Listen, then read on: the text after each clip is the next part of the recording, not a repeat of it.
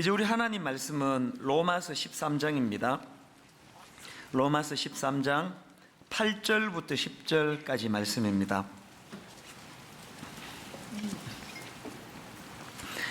로마서 13장 8절부터 10절까지 우리 한 절씩 교독해서 읽도록 하겠습니다. 8절 제가 먼저 읽습니다. 피차 사랑의 빛 외에는 아무에게든지 아무 빚도 지지 말라. 남을 사랑하는 자는 율법을 다 이루었느니라.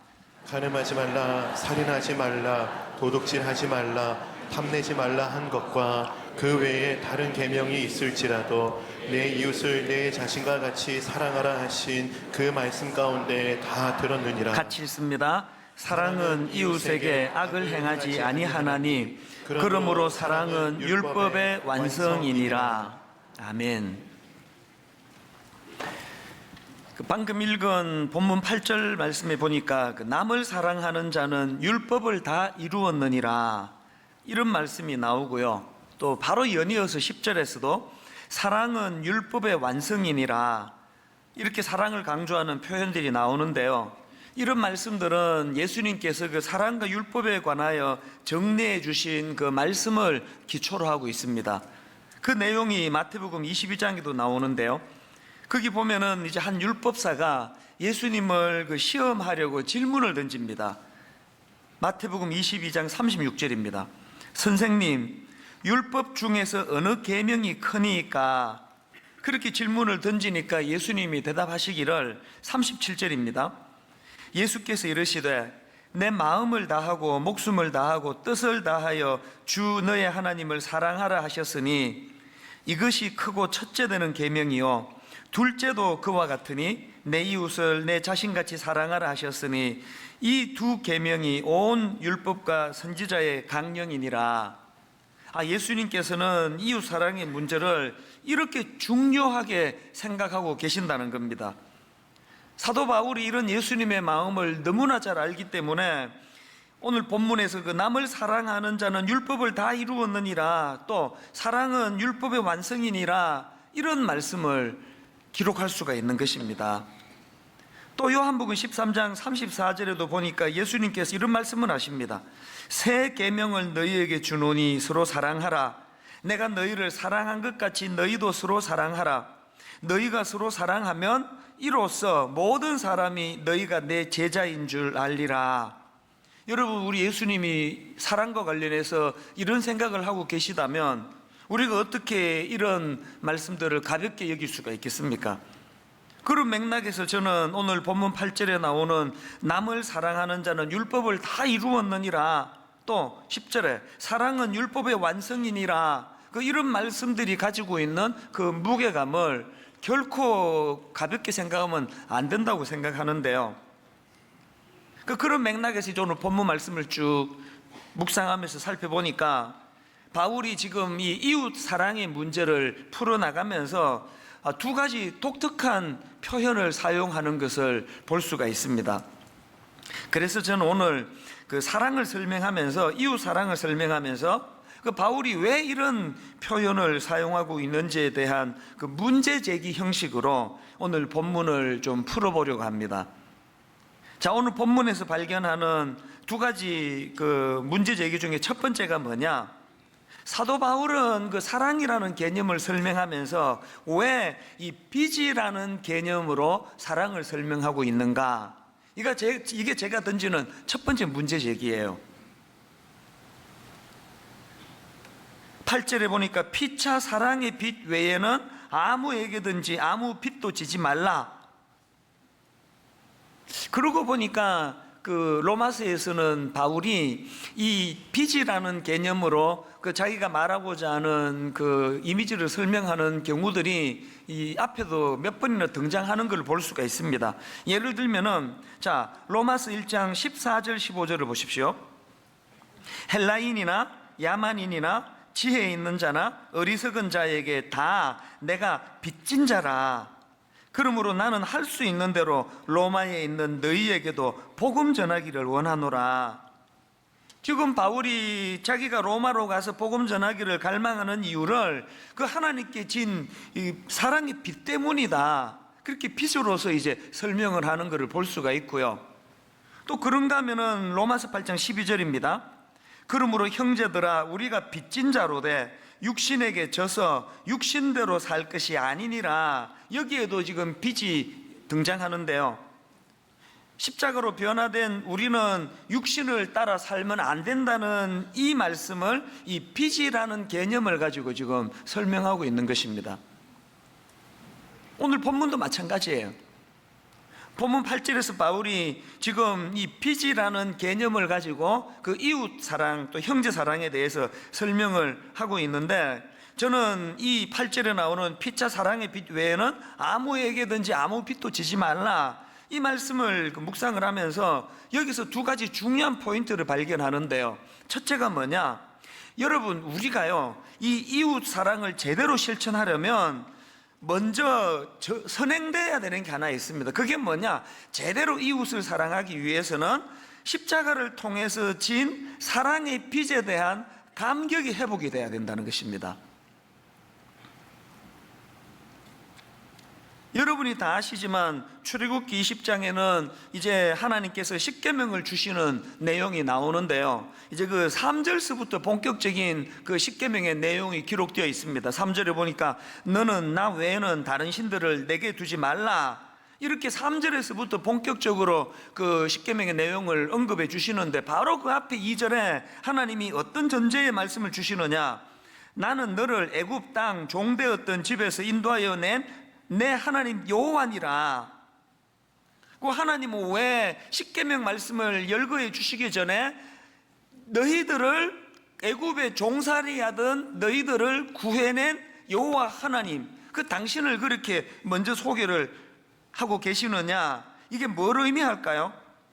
그 하나님 주시는 십계명을 잘 지키기 위해서는 비참한 노예 생활하던 자기들을 놀라운 사랑의 은혜로 구원해 주신 그 하나님의 사랑을 기억하는 것, 이게 십계명을 지킬 수 있는 능력이 된다는 이야기예요. 이웃 사랑도 마찬가지입니다. 요한일서 4장 10절 11절에도 보니까 사랑은 여기 있으니 우리가 하나님을 사랑한 것이 아니요 하나님이 우리를 사랑하사 우리 죄를 속하기 위하여 화목 제물로 그 아들을 보내셨음이라. 사랑하는 자들아, 하나님이 이같이 우리를 사랑하셨은즉, 이 원리를 가만히 한번 보세요. 하나님이 이같이 우리를 사랑하셨은즉 우리도 서로 사랑하는 것이 마땅하도다. 이 흐름을 아시겠습니까? 우리 내면에 먼저 하나님이 이같이 우리를 사랑하셨은즉 이라는 그 사랑에 대한 감격이 회복이 되어야 그 감격의 힘으로 할 수 있는 게 이웃 사랑이라는 것입니다. 이런 의미에서 우리는 이 은혜에 대한, 사랑에 대한 감격, 이 사랑의 빚에 대한 감격이 자꾸 되뇌어져야 됩니다. 로마서의 구조가 그렇다고 뭐 수없이 말씀을 드리지 않습니까? 지금 오늘 본문을 포함한 12장부터 16장까지 적용이 가능하기 위해서는 1장부터 11장에 나오는 그 놀라운 하나님의 사랑, 그 사랑에 대한 감격이 용솟음 쳐야 된다는 겁니다. 그렇기 때문에 여러분, 로마서 5장 6절 우리가 아직 연약할 때에 기약대로 그리스도께서 경건하지 않은 자를 위하여 죽으셨도다. 로마서 5장 8절 우리가 아직 죄인 되었을 때에 그리스도께서 우리를 위하여 죽으심으로 하나님께서 우리에 대한 자기의 사랑을 확정하셨느니라. 로마서 8장 38절 내가 확신하노니 사망이나 생명이나 천사들이나 권세자들이나 현재의 일이나 장래의 일이나 능력이나 높음이나 깊음이나 다른 어떤 피조물이라도 우리를 우리 주 그리스도 예수 안에 있는 하나님의 사랑에서 끊을 수 없으리라.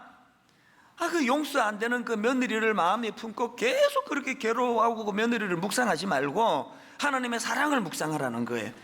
로마서 5장 6절, 로마서 5장 8절 우리가 아직 연약할 때, 우리가 아직 죄인 되었을 때에 그 하나님이 내게 먼저 베풀어 주신 그 놀라운 사랑에 대한 감격이 회복이 되면은 용서의 문제는 능력이 생기면 가능해진다는 거예요. 그래서 막 로마서 5장을 묵상하고 막 묵상해도 안 되면은 우리 어머니처럼 로마서 8장을 통째로 외워버리세요. 우리 어머니가 그 며느리 용서가 안 돼가지고 8장을 외운 건 아니고요. 내 안에서 용서할 수 없는 그 실력이 없는데, 내 안에 용서할 수 있는 에너지가 없는데, 그 용서할 수 있는 에너지의 공급은 내게 주신 그 하나님의 사랑, 이 사랑의 빛에서부터 이게 나온다는 그 말씀이거든요. 그런가 하면은 저는 오늘 8절에 나오는 그 피자 사랑의 빛 외에는 아무 빛도 재지 말라, 이 말씀을 묵상하다가 발견하는 또 한 가지 포인트가 있는데요. 여러분, 이 십자가 사랑의 빛이라는 감격으로 끝내서는 안 되고, 이 사랑의 빛을 또 올리는 거, 묵상하는 거 좋은 일이지만 그런 식으로 그냥 감격하는 것으로 끝내서는 안 되고, 그 십자가 사랑의 빛에 대한 감격의 에너지를 이웃 사랑이라고 하는 구체적인 사랑 실천으로 이거를 연결시켜야 된다는 것입니다. 예전에도 제가 한번 소개해 드린 적이 있는데요, 정신과 전문의가 쓴 책입니다. 혼자 잘해주고 상처받지 마라. 이 제목 하나가 얼마나 이게 강력하게 와닿습니까? 우리 모두는 다 죄성을 가져가지고요, 이 굴레를 벗어날 수 없는 거 아닙니까? 혼자 잘해주고 상처받지 마라. 이 제목도 너무 와닿는데요, 그것도 목차에 보니까 이제 혼자 잘해주고 상처받지 마라는 그런 그 큰 명제를 던져놓고 저자가 그 목차에 이런 내용들이 있습니다. 혼자 상처받는 일은 그만둘 때가 됐다. 또 그 다음에 목차가 또 이것도 있습니다. 조금은 이기적이어도 괜찮다. 제가 이 책을 읽은 지가 좀 오래돼가지고 그 내용을 어떻게 전개했는지는 기억이 안 나지만, 그런 한 가지 책 안 읽어도 또 올려지는 게 뭡니까? 세상이 주장하는 거는요, 그 혼자 잘해주려고 상처받지 마라. 왜 네 혼자 그렇게 맨날 손해보고 퍼주고 그러고 왜 혼자 상처받느냐? 그렇게 상처받기 싫으면 너무 그렇게 잘해주지도 마라. 이기적으로 살아라. 이게 세상이 가르쳐주는 지혜 아닙니까? 사실 그러고 보면요, 성경의 주장도 똑같습니다. 성경도요, 혼자 잘해주고 상처받지 마라, 이게 성경이 우리에게 주시는 강력한 메시지예요. 그런데 혼자 잘해주고 상처받지 마라라는 이 명제는 세상이나 성경이나 똑같은 내용이지만 접근 방법은 완전히 달라요. 세상은요, 혼자 잘해주고 상처받지 않기 위해서 니도 상대방한테 너무 잘해주지 마라, 이기적으로 살아라, 이게 세상이 제시하는 해법이라면 성경이 제시하는 해법은 그게 아니에요.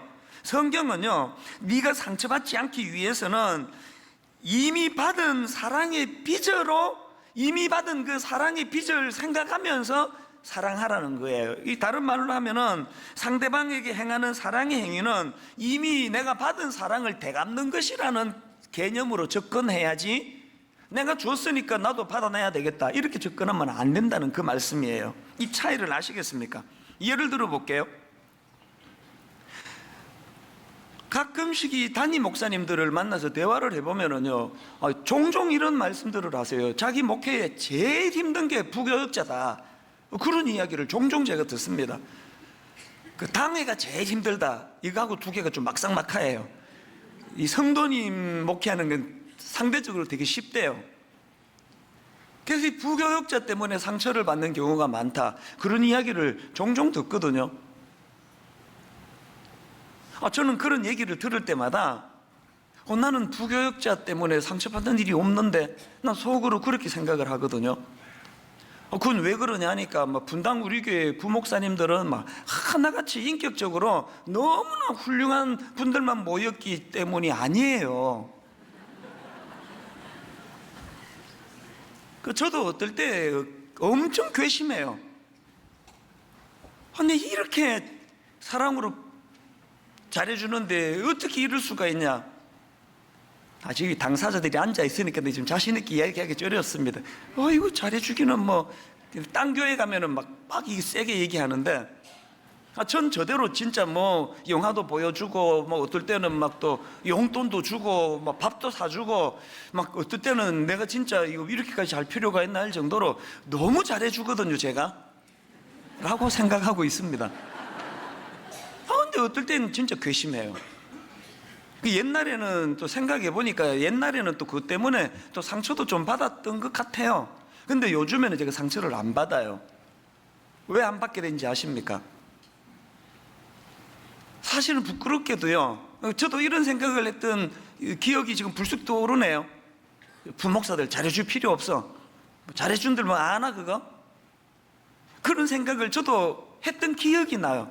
요새 그렇게 생각하지 않습니다. 왜 그렇게 생각 안 하게 되는지 아십니까? 오늘 본문에서 성경이 가르쳐주는 메시지를 깨달았기 때문이에요.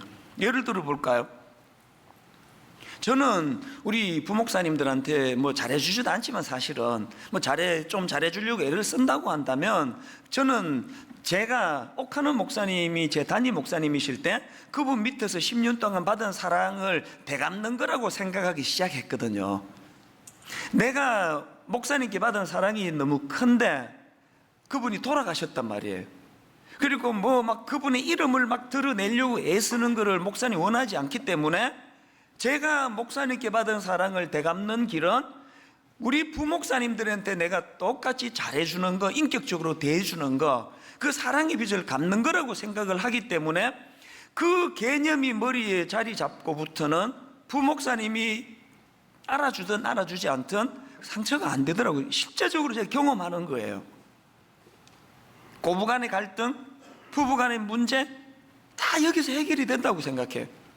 그럼 내가 당신한테 해준 게 얼마나 내가 많은데 왜 당신은 안 해주느냐, 여기서 문제가 생기는 거 아닙니까? 자녀 교육도 마찬가지예요. 우리나라 부모님들은 막 세계적으로 자식 사랑은 이거는 뭐 그냥 뭐 다 알아주는 사랑이거든요. 그리고 또 그래서 또 유난히 자식들한테도 상처도 잘 받아요. 막 우리 그 어른들 중에 그 자식한테 상처받아가지고 막 억장이 무너지는 이야기를 저는 막 너무 많이 듣고 있거든요. 그래서 그 자식들한테 그렇게까지 사랑도 하지 말고, 이건 세상이 말하는 방식이 잘못 말했습니다, 이거 용서해 주세요. 아닙니다. 그 자식을 지금처럼 사랑하시되 상처받지 않는 비결을 성경에서 받으셔야 돼요. 그게 무슨 말씀이냐? 지난주 금요일 날 있었던 이야기예요. 이틀 전이네요. 우리 집에 막내가 또 고3이에요. 지금 6년째 지금 입시. 이 녀석이 이제 고3이 되다 보니까 아침에 6시 한 45분쯤 집에서 나가거든요. 그러니까 뭐 한창 잠이 많은 나이에 뭐 1시, 2시까지 잠 안 자고 공부하다가 막 이제 쪽잠 자고 일어나니까 막 아침은 전쟁이에요. 근데 그 어머니의 그 지고지순한 그 사랑이요, 이 자식 어떻게 해서든 한 숟가락이라도 먹여야 되겠다고 막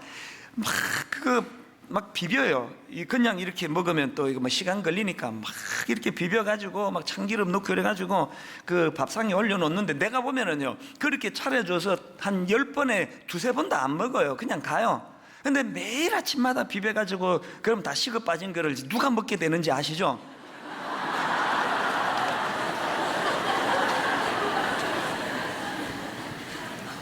그날 금요일도요, 맛있게 비빔밥을 해가지고 놓고 갔는데 얘가 뭐 시간이 없으니까요 숟가락도 못 대고 그냥 갔습니다. 그래서 다 가고 이제 그거 이제 받아가지고 이제 제가 이제 또 이제 먹는 거죠. 밥을 먹다가 돌을 씹었어요. 돌을. 요새 그 밥에 돌 어지간하면 잘 안 나오는데 진짜 오랜만에 내가 돌을 씹었습니다. 돌을 딱 이렇게 씹었는데요, 그러면서 뭐 생각할 겨를도 없습니다. 무의식적으로 이렇게 머리에서 탁 튀어나온 생각이 뭔지 아십니까? 다행이다. 말이 이렇게 나와서 저도 모르게 다행이다. 그랬더니 우리 집사람이 또 잘 못 알아듣고요, 그 이빨 안 다쳤나 보네요. 엉뚱한 소리를 하더라고. 여기서 다행이다라는 건 그게 아니에요. 이거 우리 아들이 떠먹다가 이빨 그렇게 돌 씹지 않고 내가 씹게 된 게 다행이다. 이게 생각하고 한 말도 아니고요, 툭 나왔어요. 툭. 그리고 제 자신에게 너무 놀랐습니다. 이 놀라운 이타적인 사랑. 내가 누구에게 이런 이타적인 사랑을 보여준 적이 있었던가? 본능이더라고요. 본능. 그러면서 오늘 이 본문이 제가 떠올랐습니다. 제가 지금 무슨 말씀을 드리고 싶은지 아십니까? 여러분, 자식에게 이런 그 무의식적인 사랑, 본능적인 사랑, 이타적인 사랑, 희생적인 사랑을 행하시는 건 좋은데요, 그 근원의 출발을 여러분으로부터 기인하지 말고 여러분의 부모님으로부터 연결을 시키라는 거예요. 내가 이 사랑을 베풀 때마다 우리 부모도 내게 그러셨지, 우리 아버지가 그날 아침에 밥을 먹다가 내가 먹을 밥을 대신 먹다가 돌을 씹으셨을 때도 똑같은 생각을 하셨을 거야. 이 빚으로 자녀에게 대하라는 거예요. 그러면 상처받을 일이 많이 줄어들어요. 사실대로 말해가지고 우리 집사람은요, 남편에 대한 사랑보다는 자식에 대한 사랑이 좀 큰 그런 스타일이에요. 여기 내가 여러 번 내가 정말 당신 아들로 태어났어야 되는데, 당신 아들로 태어났어야 되는데 그런 이야기를 여러 번 했는데요, 그럴 때마다 애정 결핍인가 왜 그러세요? 그러고 콧방귀도 안 껴요. 콧방귀만 껴요 그냥.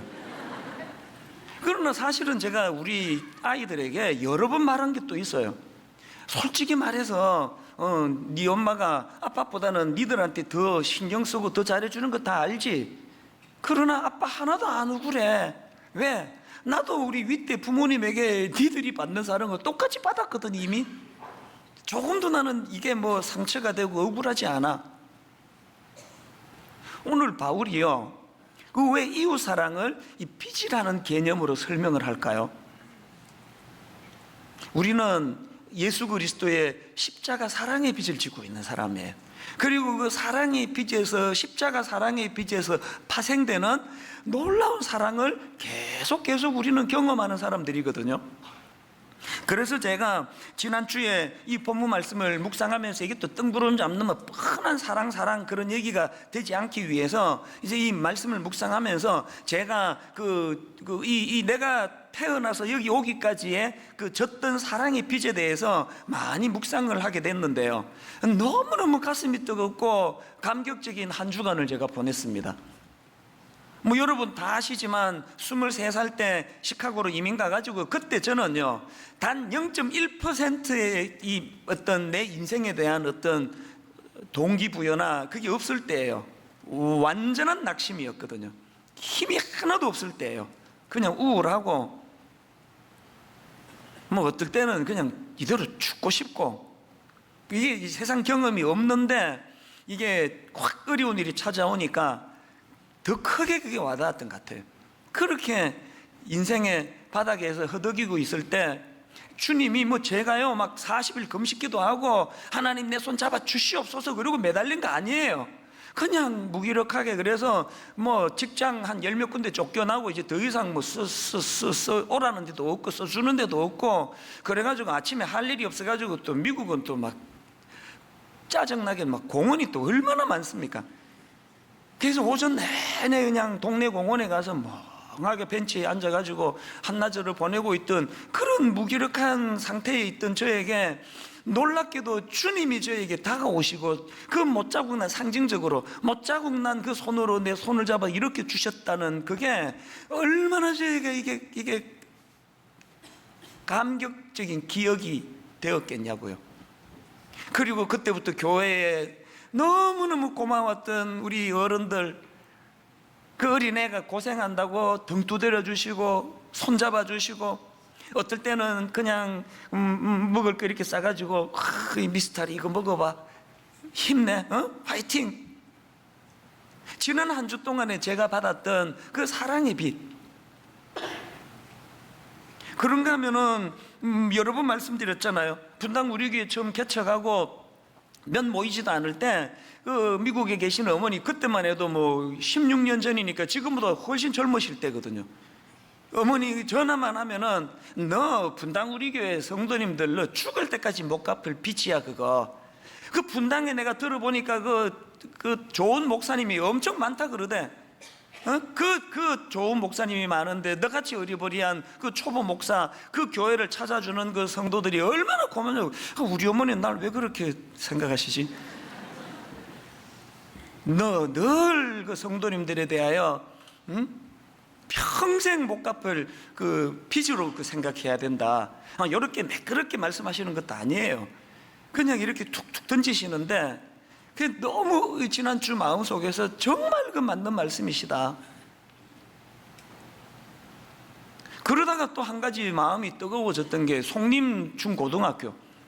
여러분 그 개척 초기에 그 이 어눌한 목사가 초보 담임 목사의 그 성도 그 뭐 조금 모이는 그런 저희들에게 이 강당을 빌려주시고 지난 16년 동안 학교가 부당하게 이런 뭘 요구하는 게 한 번도 없었거든요. 그래가지고 사실 그 이사장님이 오해도 많이 받으신다는 얘기를 제가 듣습니다. 뭐 이런 말들을 막 한대요. 분명히 뭐 뒷거래가 있을 거다. 그 뒷거래 없이 저렇게 잘해줄 리가 있나? 그런 이야기를 오해를 많이 받는데요. 여러분 안 그러고 저렇게 잘해줄 리가 있나라는 그런 오해를 받는다는 게 뭘 이야기합니까? 분당 우리 교회가 이 송림 중고등학교에 받은 그 은혜는요, 그 사랑은요, 그 빚은 못 갚아요.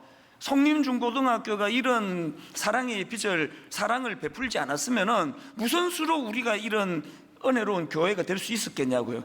제가 지난주에 막 그게 너무 감격이 되면서 가책이 좀 되더라고요. 이렇게 학교로부터 사랑의 빚을 지고 있으면서 이제는 뭐 당연한 것처럼 학교를 위해서 기도하는 게 이게 옛날 같지가 않은 게 반성이 되더라고요. 오늘 제가 공식적으로 부탁합니다. 여러분 우리 분당 우리 교회는 이 송림 중고등학교에 대하여 엄청난 사랑의 빚을 지고 있는 거예요. 시작부터 이 빚을 갚아야 돼요. 그래서 하나님 이 송림중고등학교가 이 지역의 명문 학교가 될 수 있게 해주시기 원합니다. 우리 교사들 주님 붙잡아 주시고 직원들을 붙잡아 주시고 또 이사장님과 직원들이 한 마음이 되어서 좋은 학교가 될 수 있도록 우리 기도해야 돼요.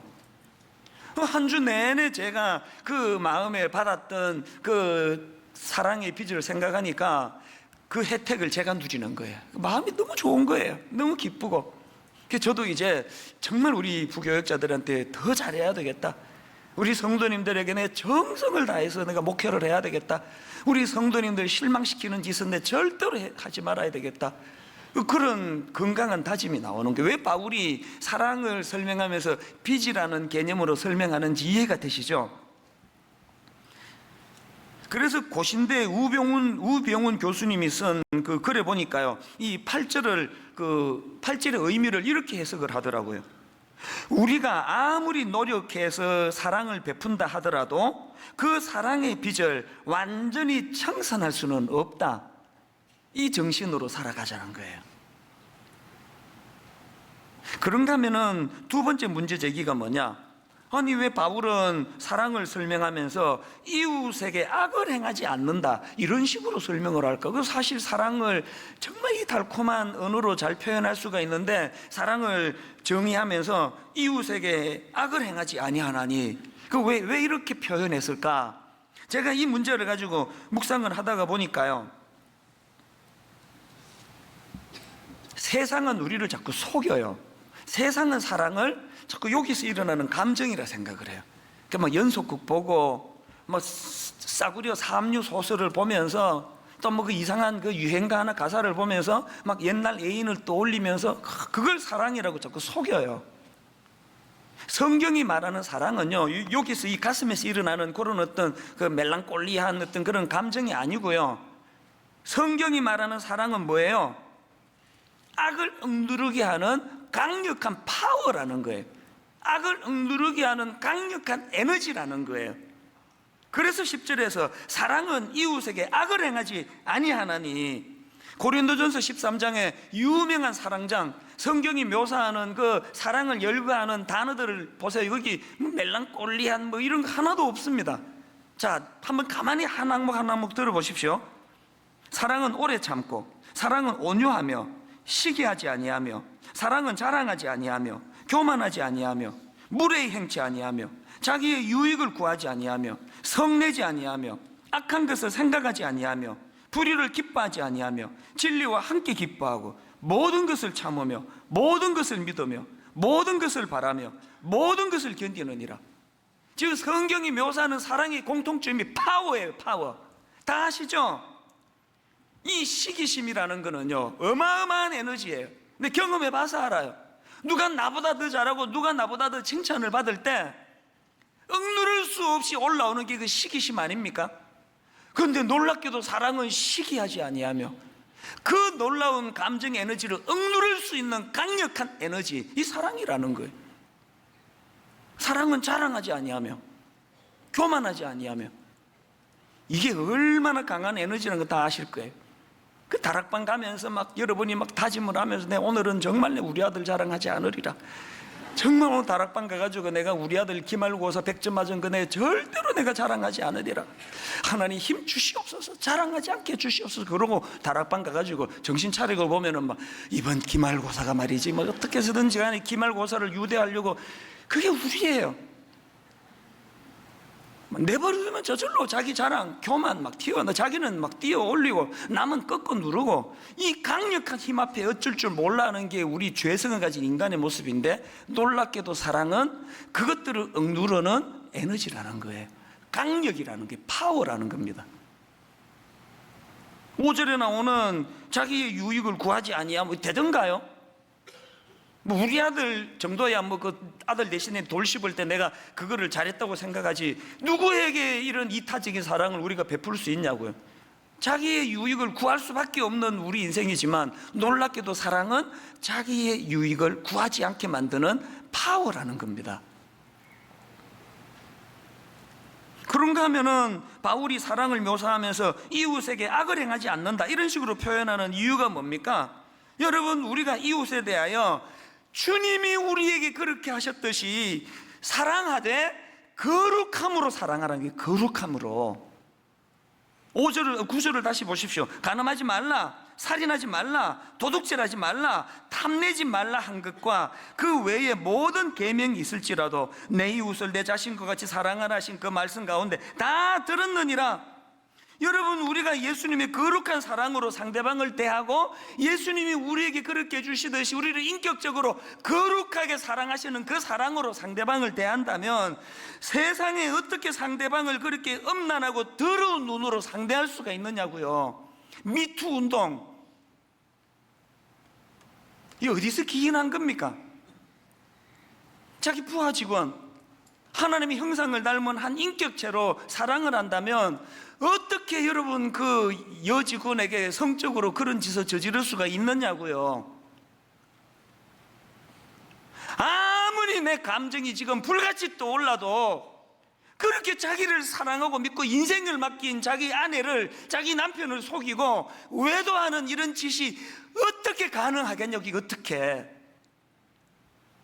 어떻게 내 유익을 취하기 위하여 상대방을 때리고 빼앗고 죽이고 속이고 이런 일이 어떻게 가능하겠냐는 그 얘기를 바울이 지금 하고 있는 거거든요. 난 미투 운동 그런데 걸릴 짓 안 했는데요.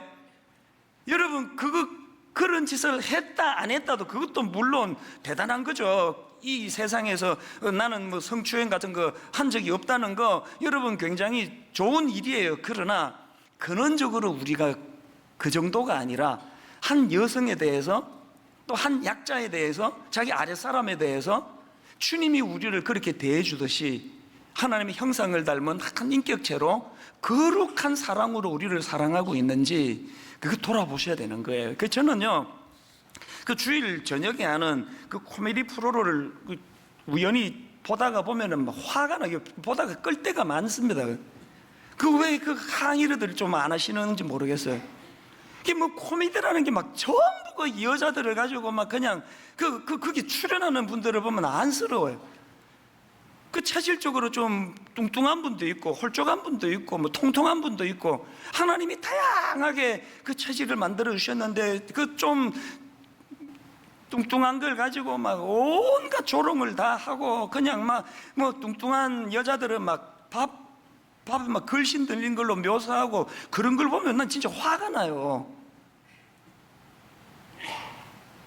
뭔 그 기준을 뭐 그냥 그 이쁜 여자, 못생긴 여자를 대비시켜가지고 그걸 코미디 소재로 그냥, 웬 코미디에 그 남자들 그 여자 흉내 내는 게 이렇게 많은지, 이게 전부 이게 너무너무 비정상이에요. 그렇기 때문에 여러분, 이 혼란한 세상에서 우리는 어떻게 해야 된다고요? 이웃을 사랑하되 하나님이 원하시는 제대로 된 사랑. 그래서 여러분, 우리는 이 말씀을 잊으시면 안 됩니다. 간음하지 말라, 살인하지 말라, 도둑질하지 말라, 탐내지 말라.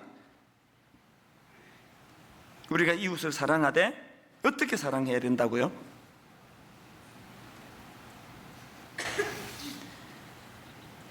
오늘 저는 이 두 가지 말씀을 드렸습니다. 사도 바울은 사랑을 빚이라는 개념으로 표현하고 있고, 그리고 사도 바울은 두 번째로 사랑을 이웃에게 악을 행하지 않는다는. 제가 지난주 이 말씀을 이제 쭉 정리를 하다가 전에 한번 이 말씀을 드린 것 같은데요, 어느 교회 세미나에 제가 참석해서 30대 중반 청소년 사역할 때예요. 세미나에 참석해서 강의를 쭉 듣다가 어느 한 대목에서 내 생각의 시선이 멈춰버렸습니다. 그 목사님이 이제 묘사를 하면서 자기가 시골 교회에서 자랐는데 그 시골 교회의 언덕 위에 종탑, 십자가, 또 그 옛날 그 종, 이런 거를 묘사하는데요, 딱 그 이후로 생각의 시선이 거기에 딱 고정이 돼가지고 그분의 강의가 하나도 안 들어왔고요, 그때부터 이제 울기 시작했습니다. 많이 울었습니다. 그날 이 목사님이 자기 어린 시절의 교회를 묘사할 때, 제가 오늘 본문으로 말하면 내가 어릴 때부터 우리 모 교회에서 받았던 사랑의 빚이 생각이 나가지고, 내가 그때 중고등부 할 때인데 아무리 이 아이들이 속을 썩이고 가출하고 폭행하고 퇴학당하고 그 뒷수습 하느라고 정신없이 뛰어다닌다 할지라도, 하나님, 저는 내가 어릴 때 우리 얼굴도 기억이 안 나고 이름도 잊어버린 어떤 선생님, 어떤 장로님, 그분들에게 받은 사랑의 빚을 갚는 행위니 제 공로는 하나도 없습니다. 이미 받은 사랑의 빚을 우리 중등부 애들에게 잘 되갚기를 원합니다. 그날 늦게까지 울었던 기억이 나요. 결론은 이렇게 맺기를 원합니다. 오늘 여러분, 그 책 제목처럼 누군가에게 잘해줬는데 혼자 잘해주고 그것 때문에 상처받아가지고 마음이 힘든 분이 계시다면, 오늘 바울이 제시하는 이 말씀이 여러분을 치료하는 능력이 될 줄로 믿습니다. 십자가 사랑으로 나는 사랑의 빚을 진 사람인데, 내 죽을 때까지 남은 여생 동안에 온 몸을 다 바쳐 대갚고 대갚아도 원금도 못 갚을 그 사랑의 빚을 진 내가 요만큼 뭐 해주고 뭐가 섭섭하다고 할 수 있겠는가? 이 사랑으로 저 아내를 더 사랑할 겁니다. 이 사랑으로 새 아이를 더 많이 사랑할 겁니다. 섭섭한 일 불쑥불쑥 떠오를 때마다 우리 부모도 그러셨겠지? 이런 걸 억누르면서 여기까지 나를 키워주셨겠지? 우리 그 하나님의 사랑을 생각하시면서 우리 종종 부르는 찬양 아닙니까? 당신이 지쳐서 기도할 수 없고 눈물이 빗물처럼 흘러내릴 때 주님은 우리 연약함을 아시고, 그 다음 가사가 맺혀요. 사랑으로 인도하시네. 사랑으로 인도하시네. 우리 가사를 생각하시면서 바울이 사랑을 이 빚이라는 개념으로 설명하는 그 의미를 묵상하면서 우리 함께 이 찬양 불러보기 원합니다. 당신이 지쳐서, 당신이 지쳐서 기도할 수 없고 기도할 수 없고 눈물이 빗물처럼 흘러내릴 때, 빗물처럼 여러분이 주님의 사랑을 기억하십시오. 주님은 우리 연약함을 아시고 어떻게 인도하십니까? 사랑으로 인도하시네.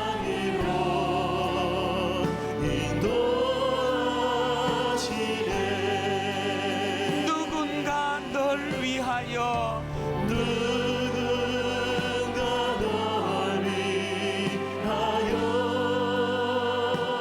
누군가 기도하네.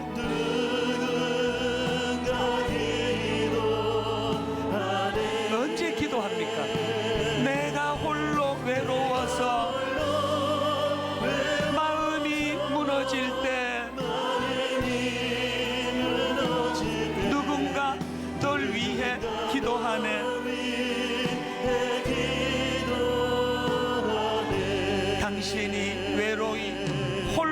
남았을 때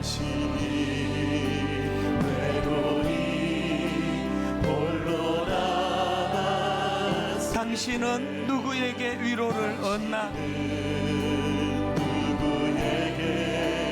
여러분, 주님의 사랑의 빛, 주님은 우리 상한 마음을 아시고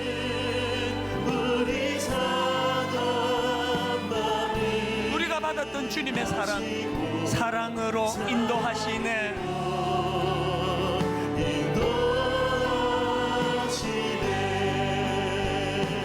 누군가 널 위하여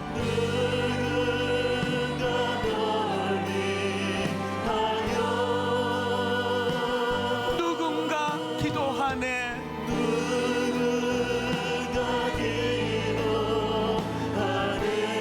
우리가 누렸던 사랑의 빛, 내가 홀로 외로워서 마음이 무너질 때 누군가 널 위해 기도하네.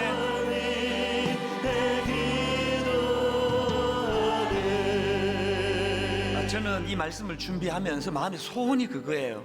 아버지, 또 하나 그 무슨 사랑과 관련된 뭐 원어 분석하고 이론 하나 쌓는 그런 설교 말고 능력이 나타나는 설교. 하나님, 세상이 자꾸 우리를 그 잘못 가이드 해줘가지고 혼자 잘해주고 상처받지 않으려면 니도 이기적으로, 니도 사랑하지 마, 모임도 가지 마, 뭐하러 그 사람들 위해서 네가 손해보니, 이런 것들이 우리를 더 외롭게 만들거든요. 오늘 성경이 가르쳐주시는 네가 혼자 잘해주고 상처받지 않으려면 그것이 주님께 받은 사랑의 빚을 갚는 행위라고 이해하고 사랑해라. 상대방이 알아주면 그보다 더 고마운 일이 없겠지만 상대방이 알아주지 않는다 할지라도 네가 손해볼 거 없다는, 왜? 빚 갚는 거니까. 그러면서 오늘 저는 예배 가운데 여러분, 사람에게 받았던 상처가 실제적으로 치유되는 사건이 좀 일어났으면 좋겠습니다. 우리 후렴 한 번 더 찬양할 동안에 성령님 날 위하여, 성령님 기도하네. 언제? 내가 홀로 외로워서 마음이 무너질 때. 여러분, 밥을 못 먹어서 마음이 무너지는 경우 많지 않습니다. 사람에게 배은망덕함을 느끼고 배신감을 느끼고, 오늘 성령님이 마음이 무너진 우리 이 마음을 치유해 주시는 분임을 이 시간에 직접 경험하게 되기를 바랍니다. 우리 후렴부터 하나님 앞에 이렇게 노래하며 찬양합니다. 성령님 날 위하여, 성령님 날 위하여, 성령님 기도하네. 언제 기도해 주십니까? 내가 홀로 외로워서 마음이 무너질 때 성령님 날 위해 기도하네. 그 마음을 느끼면서 찬양합니다. 성령님 날 위하여, 성령님 날 위하여. 우리 마음이 상해 눈물 흘릴 때 성령님 기도하네.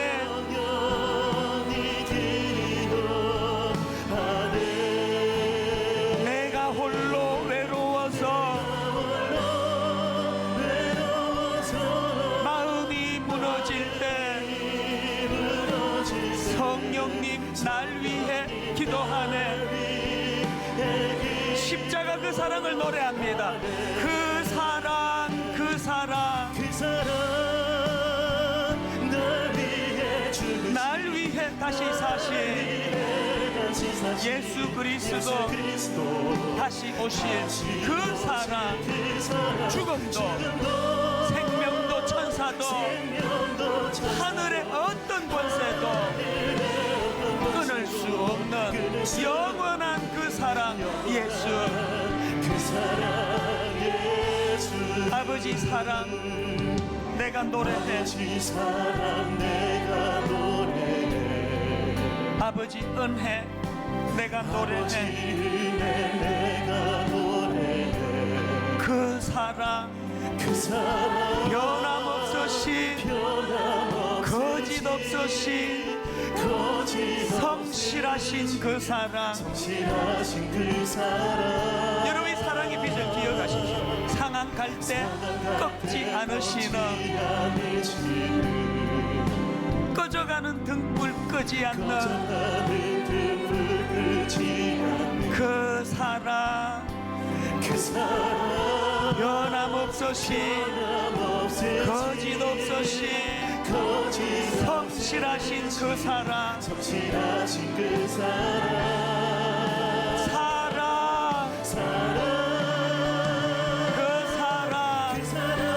날 위해 죽으신, 날 위해 다시 사신 예수 그리스도 다시 오실 그 사랑, 죽음도 생명도 천사도 하늘의 어떤 권세도 끊을 수 없는 영원한 그 사랑, 예수. 두 갈래로 기도하기 원합니다. 사랑은 빛이에요. 하나님, 이 십자가 사랑의 감격이 회복되기를 원합니다. 이 십자가 사랑에 대한 그 감격의 회복이 아버지, 사랑스럽지 않은 그 사람을 향한 사랑의 능력이 되게 하여 주시옵소서. 두 번째로 하나님 앞에 기도할 거, 아버지, 저는 사람에게 상처를 참 많이 받았습니다. 특히 잘해준 사람들에게. 아버지, 이것들이 치유되기를 원하는데 십자가 사랑으로 치유되기 원합니다. 우리 두 가지 제목을 가지고 우리 통성으로 합심해서 같이 기도하시겠습니다. 살아계신 하나님 아버지, 상한 갈 때 꺾지 않으시는 그 사랑, 꺼져가는 등불 끄지 않으시는 그 사랑이 있었기에 오늘 이 자리에 종이 이 자리에 서 있고 우리 성도님들이 이 자리에 앉아 예배를 드릴 수 있었음을 고백합니다. 하나님 아버지, 말할 수 없는 중에 우리를 위해서 기도하시는 성령 하나님의 우리가 가진 이 가슴 아픈 딜레마, 놀라운 사랑을 기억날 수 있는 은혜 주시고, 사람에게 다가가면 또 사람에게 정성을 다해서 섬기고 사랑하면 그것이 자꾸 상처가 되는 우리 나쁜 현실을, 그래서 하나님 그 사람을 떠나가고 단절하고 문을 닫고 살아가면 참 고독하고 외로움을 견딜 수 없는 이 딜레마를 하나님 아버지 은혜를 구하며 고백을 합니다. 불쌍히 여겨주시옵소서. 나를 위해서 죽으시고 부활하셔서 지금도 역사하신 하나님 그 주님의 놀라운 사랑이 얼마나 큰 놀라운지 나에게 알리시고 인도해 주시옵소서. 오늘은 한 1분 정도만 우리 심장이 뛰는 그곳, 우리 가슴에 손을 얹고, 하나님, 참 우리가 가진 딜레마가 이겁니다. 사람에게 다가가고 정성을 다해서 섬기고 사랑으로 잘 그렇게 상대방을 대우하면 늘 돌아오는 거는 실망과 상처예요. 그래서 자꾸 마음이 상합니다. 그거가 너무 힘들어가지고 이제 문을 다 닫고 마음을 닫고 왜 나만 손해를 봐야 돼? 그러면서 그렇게 마음의 문을 닫고 살아가면은 자꾸 그 외로움의 문제가 해결이 안 돼서 너무 힘든 거예요. 하나님, 이러지도 못하고 저러지도 못하는 이 나그네 인생길, 오늘 주님이 대안을 주셨는데 문을 걸어 마음의 문을 닫는 것도 아니고 사람에게 끊임없이 사랑을 베풀 수 있는 원동력은 십자가 사랑의 빛을 기억하는 것. 하나님, 내가 억울해할 거 없는 것이 이미 받은 십자가 사랑을 우리 주변 사람에게 전하는 것이오니 아버지, 정성을 다해 섬기고 상처받는 일이 없기를 원합니다. 오늘 대인관계에서 상처받으신 분이 있다면 성령님이 우리를 위해 기도해 주시고 우리 마음을 싸매어 주시고 치료해 주시는 줄로 믿습니다. 하나님, 그 은혜를 예배 가운데 허락하여 주시옵소서. 하나님, 오늘 예배하는 가운데 종이 구하는 이 은혜의 기도가 우리 한 분 한 분 우리 성도님들에게 접목이 되고 능력으로 나타나고 치유가 일어나고 대인관계가 회복이 되는 은혜를 허락하여 주시옵소서. 감사드리옵고 예수님 이름으로 기도드립니다. 아멘. 우리 다 자리에서 일어나셔서 찬송가 310장 우리 1절 같이 찬양하고 말씀을 마무리하겠습니다.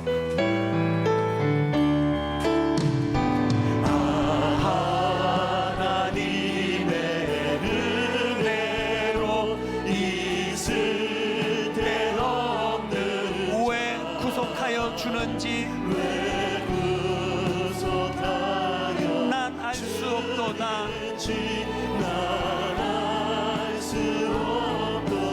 내가 믿고 또 의지함은 내 모든 형편 아시는 주님 늘 보호해 주실 것을 확실히 아네. 내가 믿고 또 의지함은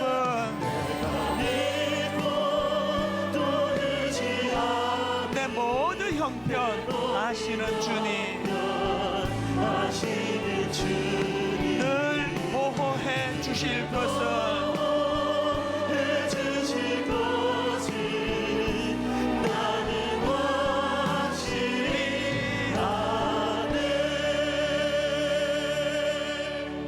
하나님, 오늘 예배 가운데 마음의 상함이 치유가 되고 마음껏 사랑을 우리 이웃들에게 베풀어 주되 그것 때문에 상처받지 않는 그 은혜의 자리로 나가기를 원하는데, 이번 한 주간 오늘 주신 말씀의 힘과 능력으로 바로 그것을 구현해내는 복된 한 주간 되도록 인도하여 주시옵소서. 우리 주 예수 그리스도의 은혜와 하나님 아버지의 다함없는 사랑과 성령님의 감동, 감화, 위로, 교통, 충만하심의 역사가 사랑의 빛 외에는 지지 말라는 그 말씀을 마음에 담고 놀라우신 십자가 사랑의 감격이 회복되어 그 받은 사랑을 이웃에게 전하기로 결심하며 예배하는 모든 주의 자녀들 머리 위에 지금부터 영원토록 함께 하시기를 간절히 축원하옵나이다. 아멘.